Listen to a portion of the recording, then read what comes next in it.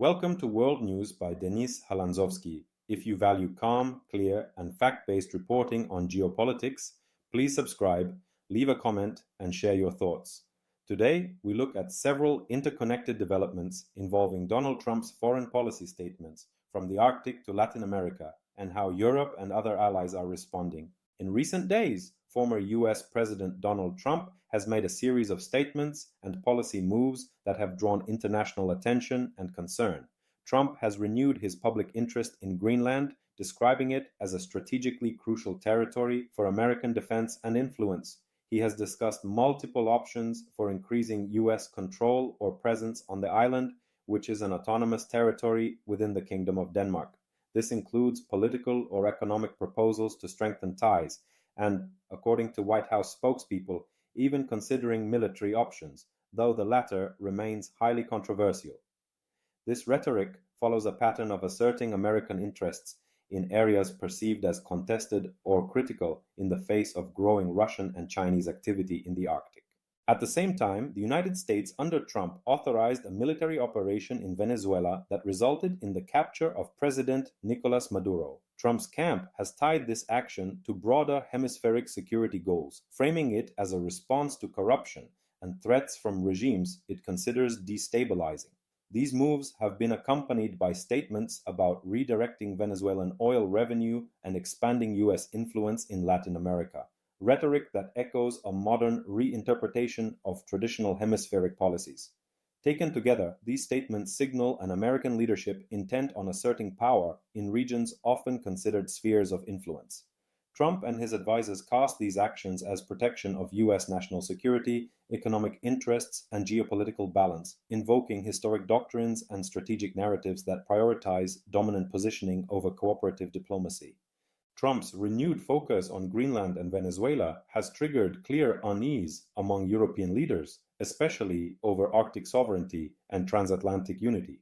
Governments across Europe, including Denmark and its Nordic neighbors, have issued united statements stressing that decisions about Greenland must be made by Denmark and Greenland alone. They emphasize respect for sovereignty, self-determination, and international law. Leaders from France, Germany, Italy, Spain, the United Kingdom, and Poland have publicly backed this position, underscoring that Greenland belongs to its people and should not be treated as a bargaining chip in great power politics. Denmark's Prime Minister and Greenlandic officials have reaffirmed that any suggestion of external takeover is unacceptable.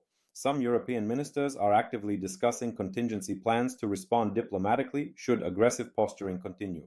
They warn that any move perceived as interference could destabilize NATO cohesion and undermine decades of alliance cooperation. The controversy highlights a broader tension in Euro-Atlantic relations. Europe remains reliant on US support for deterrence against Russia's aggression in Ukraine, yet at the same time is wary of unilateral moves that appear to challenge established legal norms and alliance solidarity. For Ukraine, these developments compound uncertainty. European capitals are balancing support for Kyiv with managing transatlantic relations strained by provocative rhetoric and military adventures outside Europe. Some analysts argue that Europe's response to Greenland and Venezuela reflects a desire to maintain a rules-based international order while preserving strategic partnerships. In the Arctic, the stakes are high. Melting ice has opened new shipping routes, resources, and strategic competition. European nations insist that cooperation, not coercion, must guide engagement in the high north. Across Latin America, Trump's actions in Venezuela have provoked both skepticism and alarm. Regional leaders worry that asserting control over foreign leaders and resources without clear, multilateral frameworks sets a dangerous precedent. In sum, Trump's comments about Greenland, Venezuela, and allied relationships are more than rhetorical. They test alliances, challenge norms, and force Europe to articulate a clear counterbalance, whether through diplomatic pressure, alliance reinforcement, or public defense of sovereignty and shared values.